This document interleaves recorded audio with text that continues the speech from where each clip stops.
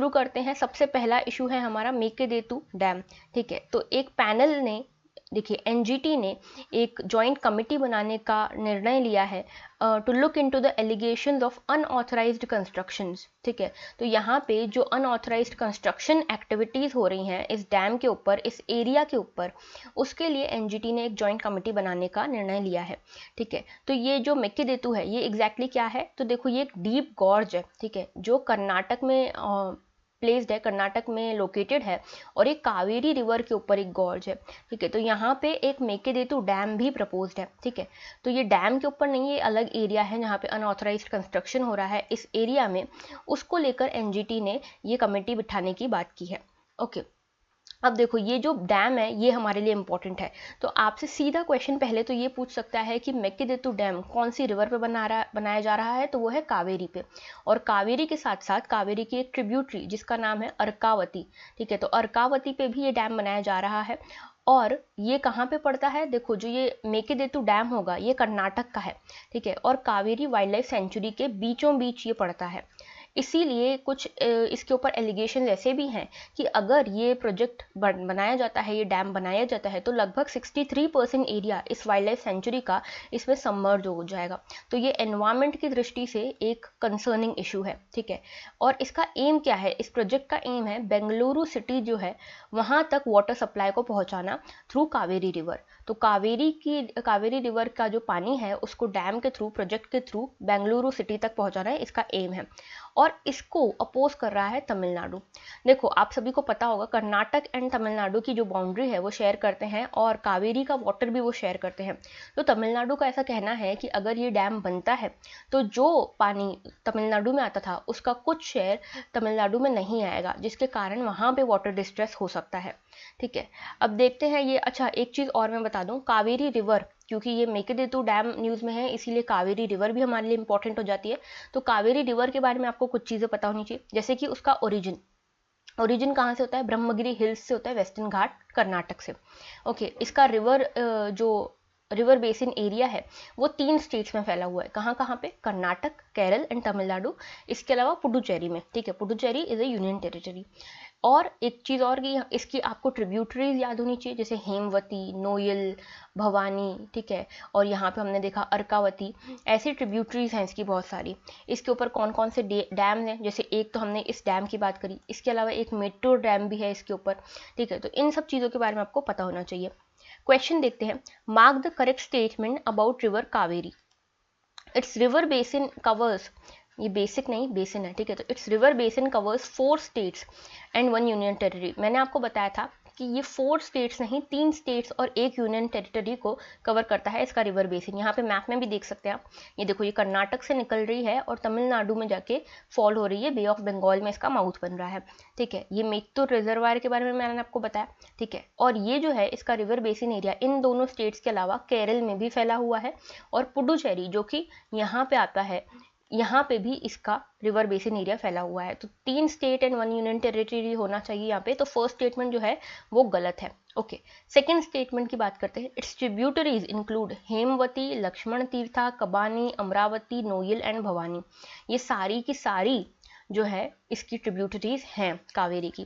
ठीक है, तो आपसे कई बार ऐसा क्वेश्चन पूछा जाता है यूपीएससी में, जैसे आपको दे देंगे प्रेणगंगा, प्रेणगंगा क्या कावेरी की ट्रिब्यूटरी है, तो आपको याद होना चाहिए कि नहीं, ये कावेरी की ट्रिब्यूटरी नहीं है। ठीक है, ऐसे अलग अलग जो नाम होते हैं, वर्धा हो गया और यमुना हो गया, ये कौन कौन सी रिवर की ट्रिब्यूटरीज है ये सब आपको पता होना चाहिए। ठीक है, तो यहाँ पे सेकेंड स्टेटमेंट हमारा सही है, तो only 2 would be the answer. आगे बढ़ते हैं, organisation of Islamic cooperation and UNHRC. देखो ये दोनों जो ऑर्गेनाइजेशन है वो न्यूज़ में इसीलिए थी क्योंकि जो ओआईसी है यानी कि ऑर्गेनाइजेशन ऑफ इस्लामिक कोऑपरेशन जो है, उन्होंने ये चीज़ कही है कि हम यूएनएचआरसी की एक हमें बैठक बिठानी चाहिए कि इज़राइल जो है कितना ह्यूमन राइट वायलेशन कर रहा है गाज़ा स्ट्रिप और पैलेस्टाइन में। तो देखो आप सभी को मैंने बताया है इजराइल और पैलेस्टाइन के इशू के बारे में, जो उनके बीच में क्लैशेस चल रहे हैं उनके बारे में, तो वो इशू हम यहाँ डिस्कस नहीं करेंगे, हम इन दोनों ऑर्गेनाइजेशंस के बारे में यहाँ डिस्कस करेंगे। ठीक है, जैसे कि आपको पता है पैलेस्टाइन जो है वो मेनली मुस्लिम डोमिनेटेड एरिया है, इसीलिए जो भी मुस्लिम कंट्रीज हैं आसपास की उन सब की जो ऑर्गेनाइजेशन है, ये ऑर्गेनाइजेशन फॉर इस्लामिक कोऑपरेशन, इन्होंने मिलकर ये बोला है कि हम यूएनएचआरसी की एक बैठक बिठाने की कोशिश करेंगे सो दैट इजराइल जो ह्यूमन राइट वायलेशंस कर रहा है पैलेस्टाइन के ऊपर, उनको एड्रेस किया जा सके। ठीक है, तो ओआईसी के पहले हम बात करते हैं। देखो, ये ऑर्गेनाइजेशन ऑफ इस्लामिक कोऑपरेशन, और नाम से ही आपको क्लियर होगा, मेनली ये काम करता है मुस्लिम कम्युनिटी के वेलफेयर के लिए, जितनी भी मुस्लिम एरियाज हैं वर्ल्ड में उनके वेलफेयर के लिए, पीस मेंटेन करने के लिए। ठीक है, और ये second largest intergovernmental organisation है। ये याद रखना पहली चीज़ तो कि ये इंटर गवर्नमेंटल है।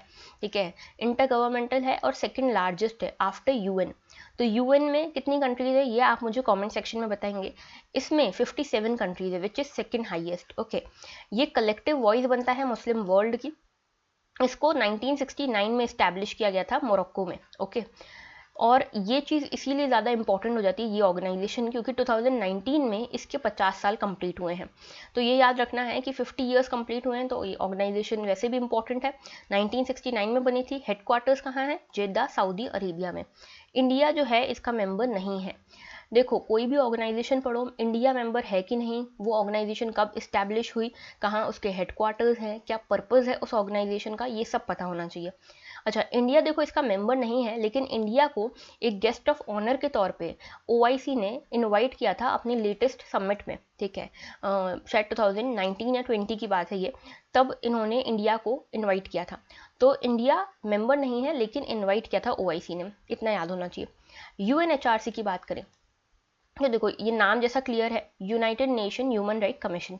तो देखो, ह्यूमन राइट्स के लिए काम करती है ये ऑर्गेनाइजेशन, इंटर गवर्नमेंटल ऑर्गेनाइजेशन है। देखो, कई बार क्वेश्चन ऐसा पूछता है कि क्या ये इंटर गवर्नमेंटल ऑर्गेनाइजेशन है या नॉन गवर्नमेंटल ऑर्गेनाइजेशन है, इसीलिए इसका पता होना ज़रूरी है। ओके, फिर यूएन जनरल असेंबली ने इसको बनाया था 2006 में, और यूएन की बॉडी है, इंडिपेंडेंट बॉडी नहीं है, नाम से ही क्लियर है। ठीक है, it replaced the former United nation commission on human right. तो एक पहले भी कमीशन था ह्यूमन राइट पे, उसको इसने रिप्लेस किया है। जेनेवा स्विट्जरलैंड में हेडक्वार्टर है। 47 यूनाइटेड नेशन मेंबर स्टेट्स हैं। तो देखो, ये जो कमीशन है ना, इसमें 47 मेंबर्स होते हैं, और ये 47 मेंबर्स कैसे आते हैं, ये इलेक्ट होके आते हैं यूएन जनरल असेंबली से। ठीक है, और 3 साल का इनका टेन्योर होता है, और वापस से रीअपॉइंटमेंट इनका नहीं हो सकता, इमीडिएट रीअपॉइंटमेंट नहीं हो सकता। ठीक है, अगर इस बार एक बार इन्होंने सर्व किया है 3 साल का टेन्योर, तो अगली बार ये इलेक्शन में खड़े नहीं होंगे।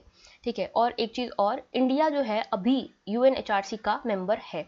ठीक है, तो 2019-20 में इसका इलेक्शन हुआ था यूएनएचआरसी में, 3 साल के लिए ये है इसका मेंबर। ओके, अच्छा, 2 कॉन्जिक्यूटिव टर्म्स के बाद इमीडिएट इलेक्शन नहीं हो सकता। ठीक है, तो I will correct my self, 2 consecutive terms के बाद।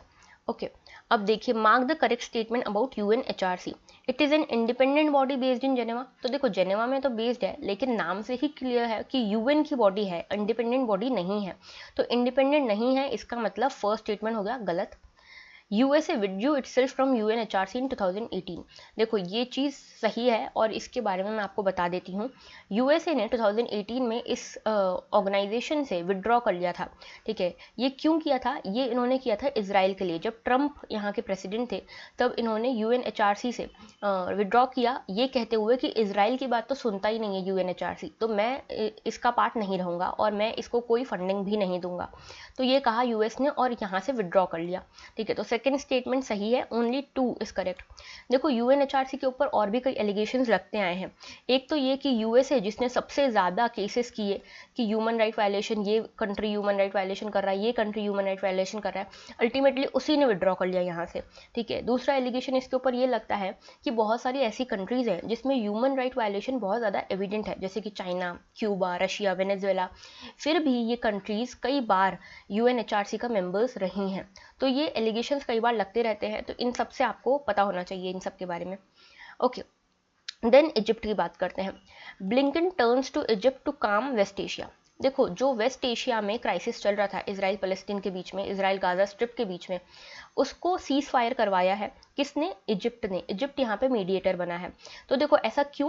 क्योंकि यहाँ देखो, यहाँ आप ये मैप देख सकते हो, इजराइल और ये गाजा स्ट्रिप। तो गाजा स्ट्रिप से जितने भी लोग, यहाँ पे बहुत सारी बम्बार्डिंग हो रही थी, बॉम्ब्स गिराए जा रहे थे, तो यहाँ से लोग माइग्रेट करके सीधे इजिप्ट में आ रहे थे। तो इजिप्ट के लिए एक बहुत बड़ा क्राइसिस बन सकता था। तो इजिप्ट यहाँ पे मीडिएटर बना, और इन दोनों के बीच में इन्होंने सीज फायर करवाया है। तो इसीलिए ब्लिंकन जो है, जो यूएस के सेक्रेटरी ऑफ स्टेट हैं, उन्होंने ये कहा है कि वो इजिप्ट की मदद लेंगे इस केस को सुलझाने समय में इसको रिजॉल्व कराने में। तो अब यहाँ इजिप्ट हमारे लिए इंपॉर्टेंट है, ठीक है। तो इजिप्ट देखो मेडिटेरेनियन सी से इसका कोस्ट लगता है, ठीक है, और ये नॉर्दर्न अफ्रीका में आता है। यहाँ पे सुएज कैनाल बहुत इंपॉर्टेंट है, जो कि मोस्ट ऑफ द जो वर्ल्ड ट्रेड होता है सी रूट से, वो इसी के थ्रू होता है, ठीक है। रेड सी से लगता है यहाँ पे। ये है अकाबा, ठीक है, अकाबा स्ट्रेट है यहाँ पे। और इसके अलावा अब देखो यहाँ पे और चीज़ें हम देख लेते हैं। कायरो इसकी कैपिटल है, जो नाइल रिवर के बैंक पे आती है। इसके बाद यहाँ पे देखते हैं वेस्टर्न डेजर्ट और ईस्टर्न डेजर्ट पड़ता है यहाँ पे, ठीक है। एटलस माउंटेन रीजन इस एरिया में पड़ता है। आपको ये पता होना चाहिए मेडिटेरेनियन सी कौन कौन सी कंट्री को टच करती है अफ्रीका की, ठीक है। तो मैं आपको एक शॉर्ट ट्रिक बता देती हूँ, माल्टे आप याद रखिएगा, ठीक है। तो माल्टे से आपको यहाँ की कंट्रीज याद हो जाएंगी, ठीक है, जैसे कि इजिप्ट हो गया, ट्यूनीशिया हो गया, लिबिया हो गया, अल्जीरिया हो गया। तो ये सारी कंट्रीज जो हैं वो यहाँ पे मेडिटेरेनियन सी को टच करती हैं। उसके बाद यहाँ पे स्ट्रेट ऑफ जिब्राल्टर है। स्ट्रेट ऑफ जिब्राल्टर जो है ये यूरोप और अफ्रीका को अलग करता है, ठीक है, तो ये याद रखना है। फिर देखो सुएज कैनाल जो है वो एशिया और अफ्रीका को जोड़ता है। मेडिटेरेनियन सी एशिया और अफ्रीका और यूरोप को अलग करती है। रेड सी जो है, देखिए रेड सी जो है ये किसके बीच में है, अफ्रीका और एशिया के बीच में है। और ये किससे कनेक्ट होती है, फिर गल्फ ऑफ एडन से कनेक्ट होती है। ये स्टेट का नाम क्या है, बाब अल मंदेब, ओके। फिर सहारा डेजर्ट आता है यहाँ पे। इसके बाद नीचे की बात करें तो कालाहारी डेजर्ट नीचे आपको यहाँ दिखेगा, ठीक है, ये कालाहारी डेजर्ट है। फिर यहाँ पे नामेब डेजर्ट है। यहाँ पे आप ऊपर देखेंगे नुबियन डेजर्ट है। तो बहुत सारे डेजर्ट्स हैं यहाँ पे, ठीक है। फिर यहाँ पे रिफ्ट वैली है। तो रिफ्ट वैली में जो लेक्स पड़ते हैं वो इंपॉर्टेंट है, जैसे ये विक्टोरिया लेक है, ठीक है। उसके बाद यहाँ पे कई सारे और लेक्स पड़ते हैं, ये सब आपको पता होने चाहिए।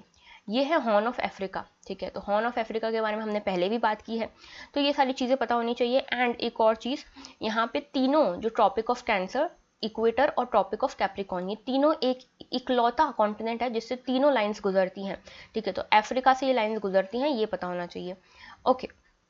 अच्छा, एक चीज़ और आपको यहाँ पे पता होनी चाहिए, आप मुझे कमेंट सेक्शन में बताइएगा, जो ग्रीनविच वाली लाइन है हमारी 0 डिग्री प्राइम मेरिडियन, वो कौन कौन से एरिया से गुजरती है अफ्रीका के, ठीक है। अब देखते हैं आगे इसका क्वेश्चन क्या है। It mark the correct statement about Africa.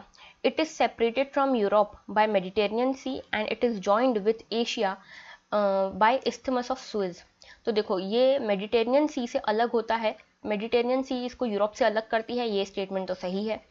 Suez canal जो है, इस्थमस ऑफ सुएज जो है, वो एशिया से इसको जोड़ता है, ये भी सही है। देखो इस्थमस और स्ट्रेट में मैं बहुत बार डिफरेंस बता चुकी हूँ। स्ट्रेट क्या होता है, जो दो वाटर बॉडीज को जोड़े, और इस्थमस क्या होता है, जो दो लैंड बॉडीज को जोड़े, ठीक है। तो सुएज यहाँ पे इस्थमस का काम करेगा। Egypt is a part of horn of Africa, ये स्टेटमेंट गलत है। क्यों, क्योंकि हॉर्न ऑफ अफ्रीका में कौन सी कंट्रीज आती हैं, Eritrea, Ethiopia, Djibouti and Somalia, ये 4 कंट्रीज आती हैं हॉर्न ऑफ अफ्रीका में। तो यहाँ पे only 2 would be the correct option, okay. Sorry, only 2 नहीं, यहाँ पे दोनों correct, sorry only 1 option correct है। इजिप्ट तो पार्ट नहीं है ना हॉर्न ऑफ अफ्रीका का, तो ये याद रखना, ठीक है। फर्स्ट ऑप्शन सही है, ओके। अब यहाँ पे नेक्स्ट देखते हैं करेंसी स्वैप के बारे में। तो देखो बांग्लादेश और श्रीलंका के बीच में एक करेंसी स्वैप एग्रीमेंट हुआ है लगभग $200 मिलियन का। अब ये करेंसी स्वैप एग्रीमेंट क्या है, उससे पहले इशू देख लेते हैं। तो साउथ एशिया की पहली कंट्री बनी है बांग्लादेश, जिसने श्रीलंका के साथ एक करेंसी स्वैप एग्रीमेंट किया है, ओके।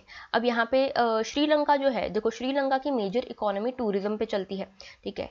और टूरिज्म के साथ जो गारमेंट्स हैं उनके एक्सपोर्ट पे, टी के एक्सपोर्ट पे चलती है।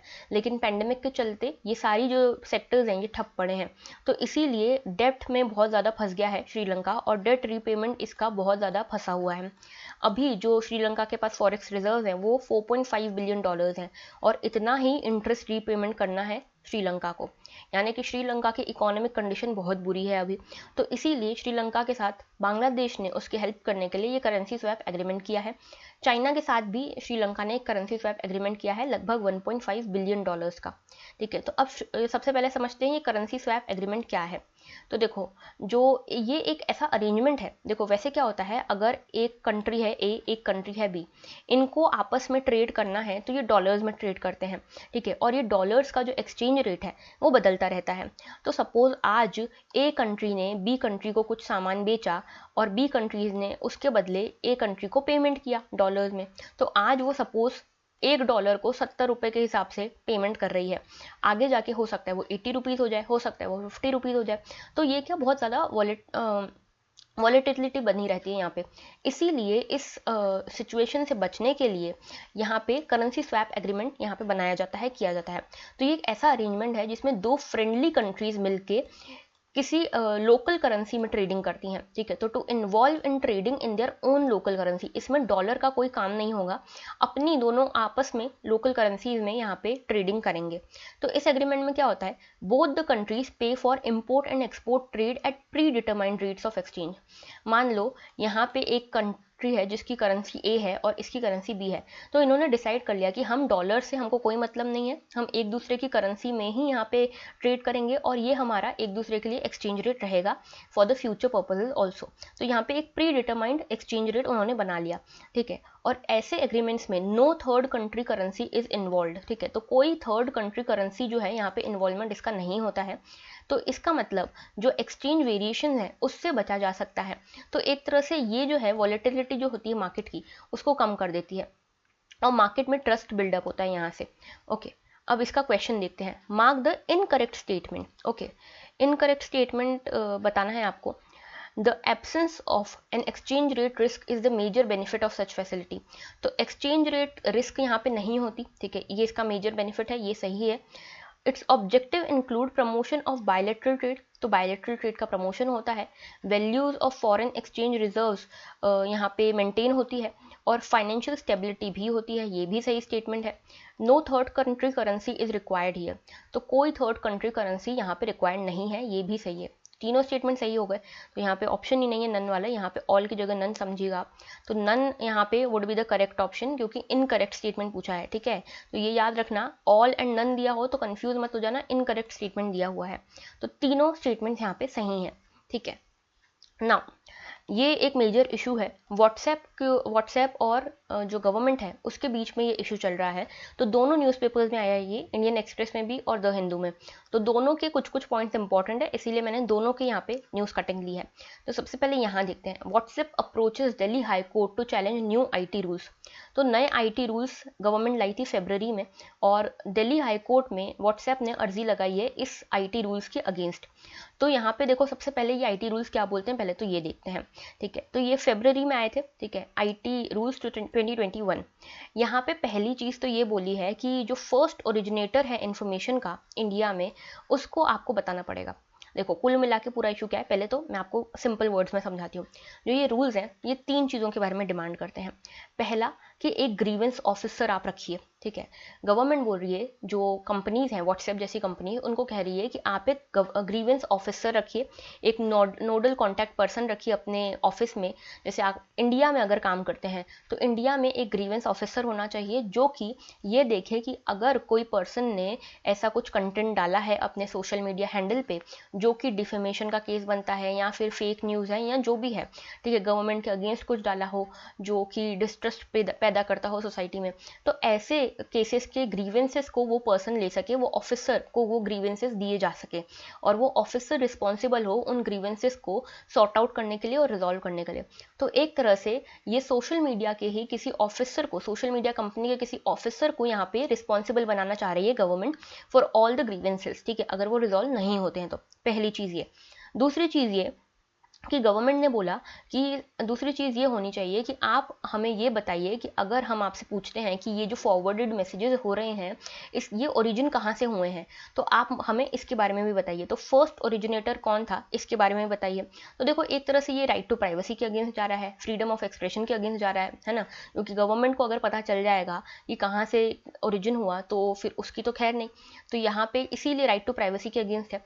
और फ्रीडम ऑफ एक्सप्रेशन के अगेंस्ट इस तरह से है कि कोई पर्सन अगर कुछ डालता है अपना फ्रीडम ऑफ एक्सप्रेशन का यूज़ करते हुए कुछ भी सोशल मीडिया पे, तो उसके अगेंस्ट ग्रीवेंसेस आ जाएंगे अगर, तो वो चीज़ हट जाएगी वहाँ से, ठीक है। तो उस केस में फ्रीडम ऑफ एक्सप्रेशन वायलेट हो गई। इसके अलावा गवर्नमेंट ने बोला कि आप हमको मंथली एक कंप्लेंट्स की रिपोर्ट दीजिए कि आपके पास कौन कौन सी कंप्लेंट्स आई है regarding the content on your social media accounts. Okay, तो ये 3 शर्तें रखी गई है IT रूल्स में। तो व्हाट्सएप इसके अगेंस्ट दिल्ली हाई कोर्ट में गया है कि फ्रीडम ऑफ एक्सप्रेशन के अगेंस्ट है, प्राइवेसी के राइट के अगेंस्ट है ये जो आईटी रूल्स हैं और हम ऐसा कैसे कर सकते हैं, हम अपने सिटीजन, हम जो हमारे यूजर्स हैं उनको हम इंक्रिप्टेड चैट्स की सुविधा देते हैं। तो यहाँ पे अगर हम उनके ये सारे मैसेजेस पढ़ने लग गए तो उनके राइट टू प्राइवेसी तो यहाँ पे वायलेट हो जाएगा। इस पे गवर्नमेंट ने उनको कहा है कि right to privacy fundamental right है, लेकिन हर फंडामेंटल राइट एब्सोल्यूट नहीं होता, इसके कुछ रीजनेबल रिस्ट्रिक्शन होते हैं। और ये आईटी रूल एक तरह से आप समझिए कि ये रीजनेबल रिस्ट्रिक्शंस का ही पार्ट है, ठीक है। तो ये पूरा इशू था। इसमें एक चीज़ ये भी है कि आईटी एक्ट जो है 2001 का, ये भी यहाँ पे न्यूज़ में था। इसका सेक्शन 79 ये बोलता है कि जो सोशल मीडिया अकाउंट जिसका भी है वो पर्सन लायबल होगा, जो भी कंटेंट वो पोस्ट करता है उसके लिए। जो सोशल मीडिया कंपनी है वो लायबल नहीं होगी, उसके एग्जीक्यूटिव यहाँ पे लायबल नहीं होंगे जो भी पोस्ट होती हैं सोशल मीडिया पे, ठीक है। तो ये सेक्शन 79 बोलता है। लेकिन इस केस में वो ये मानता है कि जो सोशल मीडिया कंपनी है वो सिर्फ एक मैसेंजर का काम कर रही है, ठीक है, उसका कोई लेना देना नहीं है कि पोस्ट क्या है। तो यहाँ पे ये बोला गया है कि ये जो आईटी रूल्स हैं वो सेक्शन 79A में जो पावर्स दिए गए थे, जो रिस्ट्रिक्शंस हटाए गए थे सोशल मीडिया कंपनी के ऊपर से, वो वापस से अप्लाई हो रहे हैं यहाँ पे, ठीक है। तो अल्टीमेटली सोशल मीडिया कंपनी को यहाँ पे रिस्पॉन्सिबल ठहराया जा रहा है। सेक्शन 69A की भी बात करिए यहाँ पे, ठीक है। तो विशाखा गाइडलाइंस के बारे में, सॉरी विशाखा गाइडलाइंस नहीं यहाँ पे। तो देखिए सुपर ब्लड मून जो है ये 26 मई को ये सुपर ब्लड मून हमने ऑब्जर्व किया। तो ये क्या होता है, तो देखो सबसे पहले तो सुपर मून क्या होता है। सुपर मून मतलब कि आपको पता है ये है सन, ठीक है, सन है ये, और यहाँ इसके आसपास एक ऑर्बिट में घूमता है अर्थ, और अर्थ के आसपास एक इलिप्टिकल ऑर्बिट में घूमता है मून। अब देखो दो पोजीशंस होती हैं यहाँ पे, एक जो अर्थ के सबसे पास है इस ऑर्बिट में, और एक जो सबसे दूर है अर्थ से। जो सबसे दूर है उसको एपोगी कहते हैं, और जो सबसे पास है उसे पेरिजी कहते हैं। जब मून पेरिजी पे होता है, ठीक है, तो उस केस में जो अर्थ को जो मून है वो थोड़ा ब्राइटर और थोड़ा बड़ा दिखता है, उसे कहते हैं सुपर मून। पहली चीज़ तो ये, ठीक है। उसी तरह एपीहीलियन और पेरीहीलियन भी होता है, ठीक है। अर्थ जब सबसे पास है सन के उसको पेरीहीलियन बोलते हैं, जब सबसे दूर है सन से उसे एपीहीलियन बोलते हैं। यहाँ पे हमको इसका काम नहीं है, हमको यहाँ पे पेरिजी का काम था जो मैंने आपको समझाया सुपर मून के बारे में। अब सुपर ब्लड मून क्या होगा, ब्लड का मतलब है रेड दिख रहा है। वो रेड क्यों दिख रहा है, क्योंकि देखो पहली चीज़ तो लूनर इक्लिप्स हो रहा है यहाँ पे, ठीक है। अब लूनर इक्लिप्स हो रहा है तो यहाँ पे देखो तीन चार चीज़ें साथ में हुई, एक तो सुपर मून हुआ, ब्लड मून हुआ और लूनर इक्लिप्स हुआ। तो ऐसी चीज़ जो साथ में हुई है ना, ये 60 ईयर्स में पहली बार हुई है, तो इसीलिए ये इंपॉर्टेंट है। अब देखो लूनर इक्लिप्स में क्या होता है, तीनों सन अर्थ और मून एक ही लाइन में होते हैं, और मून जो है वो छुप जाता है सन अर्थ की शेडो के पीछे, ठीक है। तो इसके ऊपर सन की डायरेक्ट लाइट नहीं पड़ती, जो भी लाइट पड़ती है वो अर्थ से रिफ्रैक्ट होके बेंड होके मून के ऊपर पड़ती है। तो यहाँ पे क्या होता है, क्योंकि ये पूरा शेडो में है तो ये डार्क हो जाता है, और अर्थ के जो एटमॉस्फेयर में से जो अर्थ के ऊपर लाइट पड़ती है सन की, उसमें से रिफ्रैक्ट होता है कुछ पोर्शन, तो जो रिफ्रैक्ट होता है वो मेनली रेड लाइट होती है। तो रेड लाइट मून के ऊपर पड़ती है, इसलिए मून जो है वो रेडिश सा दिखता है, इसलिए इसको ब्लड मून कहते हैं। तो ये सारे फिनोमेना जब साथ में होते हैं, lunar Eclipse, super moon, blood moon, तो तब इसको सुपर ब्लड मून कहते हैं, ठीक है। तो ये पूरा इशू था। अब देखो mark the correct statement, super moon occurs when the moon's orbit is farthest to the earth at the same time the full moon is also there. तो देखो सुपर मून तब होता है जब मून अर्थ से फारदेस्ट हो, सबसे दूर हो, तो ये तो गलत है। सबसे पास हो तब होता है ना, पेरिजी पे होता है, तो ये तो गलत हो गया। और मून इज फुल, ये तो सही है, सॉरी मून इज फुल, ये तो सही है, ठीक है। The moon looks red because red light can pass through Earth's atmosphere and is refracted or bent towards the moon from Earth during lunar eclipse.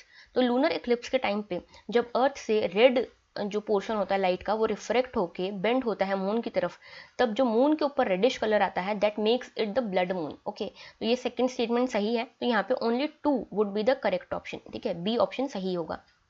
Then बात करते हैं नेक्स्ट, ये एक एडिटोरियल है, ये रूरल डिस्ट्रेस को डिस्कस करता है। इससे पहले भी हमने कई सारे आर्टिकल इसके बारे में डिस्कस किए हैं। तो देखो ये आर्टिकल जो है पूरा ये लाइवलीहुड पे मेनली बात करता है, ठीक है, कि रूरल डिस्ट्रेस आपने देखा है कि रूरल डिस्ट्रेस कितना है अब रूरल एरियाज में, क्योंकि रूरल एरियाज में कोविड भी पहुंच गया है, लाइवलीहुड की भी प्रॉब्लम है, रिवर्स माइग्रेशन हो रहा है, वहाँ के लोग जो खुद वहाँ पे एम्प्लॉयड थे उनकी भी एम्प्लॉयमेंट चली गई है, एग्रीकल्चर भी उतना ग्रो नहीं कर रहा है, ठीक है। तो रूरल डिस्ट्रेस एक तरफ तो ये है, फूड और वर्क के लिए सभी लोग परेशान हैं, लाइवलीहुड्स पे मेन असर पड़ा है, और मेनली उसमें भी इनफॉर्मल सेक्टर पे, ठीक है, क्योंकि इनफॉर्मल सेक्टर के लिए बहुत ज़्यादा स्कीम्स भी नहीं है और इनका कोई डाटा भी नहीं है ज़्यादा। हंगर वॉच की एक रिपोर्ट यहाँ पे कोट की है ऑथर ने। इसमें उन्होंने बताया है कि जो नेशन वाइड लॉकडाउन लगा था उसके बाद का इम्पैक्ट उन्होंने स्टडी किया था इस हंगर वॉच रिपोर्ट ने। इसमें ये पाया गया कि 2020 अक्टूबर की ये रिपोर्ट है कि 27% लोग जो हैं वो परेशान हैं कि उनके पास इनकम का कोई सोर्स नहीं है, कोई इनकम ही नहीं हो रही। 40% लोगों ने ये कहा कि न्यूट्रिशन क्वालिटी उनकी वर्स्ट हो गई है, ठीक है, कि उनके पास उतना न्यूट्रिशन ही नहीं है जितना इंपॉर्टेंट है। तो ये डाटा आप कोट कर सकते हैं अपने आंसर्स में। फिर रिवर्स माइग्रेशन देखने को मिला है, ठीक है, जितनी भी लोग थे अब वो वापस परेशान हो रहे हैं वापस जाने के लिए, कुछ लोग फंसे हुए हैं रास्ते में, तो ये एक इशू है। फिर अब यहाँ पे ऑथर वे फॉरवर्ड बताते हैं कि यहाँ पे देखो हमको कोशिश करनी चाहिए पीडीएस यानी कि पब्लिक डिस्ट्रीब्यूशन सिस्टम और मनरेगा इन दोनों को एक्सपांड करें हम। गवर्नमेंट ने नेशनल फूड सिक्योरिटी एक्ट के अंदर 5 किलो फूड ग्रेन्स देने का वादा किया था, ठीक है, उन लोगों को जो इसके अंदर रजिस्टर्ड है। लेकिन ऑथर का कहना है कि कई सारे एक्सक्लूजन एरर्स भी यहाँ हुए हैं, बहुत सारे लोग इसमें रजिस्टर्ड नहीं हैं, तो पीडीएस तक इसको एक्सपांड करना चाहिए, ठीक है, और मनरेगा जो है इसको भी एक्सपांड करना चाहिए। इन्होंने बताया कि मनरेगा में अभी 73,000 करोड़ रुपीज़ एलोकेट हुए थे 2021-22 में, ये पिछले साल से कम है, ठीक है। तो अब तो ज़रूरत है मनरेगा को बूस्टअप करने की, क्योंकि यही तो डिस्ट्रेस मैनेजर है रूरल एरियाज़ का। फिर भी यहाँ पे इसको एलोकेशन की ज़रूरत है, बजट एलोकेशन की। वेजेस जो इंक्रीज हुए हैं इसके अंदर वो सिर्फ 4% इंक्रीज हुए हैं, इसको भी एक्सपांड करने की ज़रूरत है। और एक और चीज़ जो ये मैंने आपको बताया, नेशनल फूड सिक्योरिटी एक्ट में 2 महीने के लिए 5 किलो फूड ग्रेन्स देने की बात की है। तो ऑथर बोलते हैं कि 2 महीने से कुछ नहीं होगा, ये जो पेंडेमिक है ये लंबा खिंचने वाला है, इकोनॉमिक डिस्ट्रेस लंबा होने वाला है, तो इसको ईयर लॉन्ग तो करिए कम से कम। इसके बाद मनरेगा में एलोकेशन बढ़ाने की बात की गई है, वेजेस को इंक्रीज करने की बात की गई है कि 4% इंक्रीज से क्या होता है, ठीक है। हंगर एंड कैश क्रंच सब जगह देखने को मिल रहा है रूरल एरियाज में, इसीलिए यहाँ पे ऑथर जो है ये food and work for all की बात करते हैं कि ऐसा कुछ अरेंजमेंट करना चाहिए गवर्नमेंट को जिससे लोगों को कम से कम ये दोनों सुविधाएं तो मिले। एक बेयर नेसेसिटीज करके एक चैप्टर है इकोनॉमिक सर्वे में, आप पढ़िएगा उसको, उसमें भी इसकी बात की हुई है, ओके। और जो गांधी जी का कंसेप्ट था अंत्योदय, उसको आप यहाँ से कनेक्ट कर सकते हैं एथिक्स से, ठीक है, कि अंत्योदय मतलब लास्ट जो पर्सन है लाइन में उस तक का उदय होना चाहिए, उस तक का डेवलपमेंट, उस तक की ग्रोथ, उसकी नर्चरिंग तक होनी चाहिए। तो ये इशू उससे रिलेटेड है, ठीक है। देन एक और यहाँ पे हमारे पास आर्टिकल है, ये इंडियन एक्सप्रेस का है, एक्सप्लेन्ड पोर्शन में था ये, growth of young smokers in India. तो इसमें मेनली डाटा पोर्शन है, इसीलिए मैंने यहाँ पे कवर किया है इसको। तो देखो इंडिया जो है सेकेंड हाइएस्ट नंबर बन गया है इस इंडिया का in terms of young smokers, ठीक है। तो यंग टोबैको स्मोकर्स जो हैं उनका सबसे ज़्यादा नंबर बन गया है 15 to 24 एज ग्रुप में। तो लगभग 2 करोड़ ऐसे यूथ हैं हमारे देश में 15 to 24 एज ग्रुप में जो आज की डेट में टोबैको स्मोकर्स हैं, which is a very concerning thing, ठीक है। हमारे यहाँ देखो एक चीज़ होती है डेमोग्राफी, डेमोग्राफी यानी कि हमारे यहाँ पॉपुलेशन बहुत ज़्यादा है जो कि काम कर सकती है, वर्किंग एज पॉपुलेशन अच्छी है हमारे यहाँ। डिविडेंड कब बनेगा ये, जब हम डिविडेंड यानी कि हमारे लिए एक प्रॉफिट मोटिव, एक बेनिफिट कब बनेगा देश के लिए ये डेमोग्राफी, जब इनको ह्यूमन कैपिटल बनाया जाएगा, ठीक है, स्किलिंग की जाएगी, एजुकेशन दिया जाएगा। अगर इनकी एनर्जी इन चीज़ों में वेस्ट होगी तो ये डिविडेंड तो नहीं बन पाएंगे, उल्टा नुकसान करेंगे देश का। तो इसीलिए ये डाटा इंपॉर्टेंट है, ठीक है। अब यहाँ पे देखो, यहाँ पे दिखा है कि ग्लोबली जो नंबर इंक्रीज हुआ है that is about 1.1 billion increase हुआ है, ओके। और लगभग 7.7 मिलियन डेथ होती है टोबैको स्मोकिंग के कारण पूरे वर्ल्ड में, ठीक है, एनुअली। और बात करें पूरे वर्ल्ड की तो चाइना, इंडिया, इंडोनेशिया इसमें सबसे आगे हैं टोबैको स्मोकर्स में। और इसमें देखो, इसमें जो 2 स्ट्रैटेजीज बताई गई हैं इससे छुटकारा पाने के लिए, इस प्रॉब्लम से। पहली तो ये कि सेसेशन सर्विसेज बनाई जानी चाहिए जिससे कि जो स्मोकर्स हैं उनको प्रेरित किया जा सके कि वो इस आदत को छोड़ें, ठीक है, क्विट करें। सेकंड, फोकस करना चाहिए प्रिवेंशन पे कि ऐसा हो ही ना कि ये लोग इसमें फंसें, ठीक है। प्रिवेंशन होना चाहिए कि ये अल्कोहल, टोबैको, इन सब से ऑलरेडी हम यूथ को दूर रखें, ठीक है। तो यहाँ पे स्कूल हेल्थ इंटरवेंशंस की ज़रूरत है, ठीक है, क्योंकि 15 इयर्स एज में ही कोई भी जो पर्सन है वो इसमें लिप्त हो रहा है, तो यहाँ पे स्कूल इंटरवेंशन की ज़रूरत है। और एक और है प्रोजेक्ट मैत्री, ठीक है, इस ऐसे इंटरवेंशंस की ज़रूरत है। तो यहाँ पे कुल मिला के ये पूरा डाटा बेस्ड आर्टिकल था, तो इसको मैंने डिस्कस कर लिया। This is a question for mains for all of you, discuss the significance and issues involve in MNREGA scheme. तो हमने मनरेगा से रिलेटेड एक आर्टिकल अभी डिस्कस किया, इसकी सिग्निफिकेंस और इसके इश्यूज आपको बताने हैं इन द आंसर, ठीक है। तो this was all for today, thank you for watching.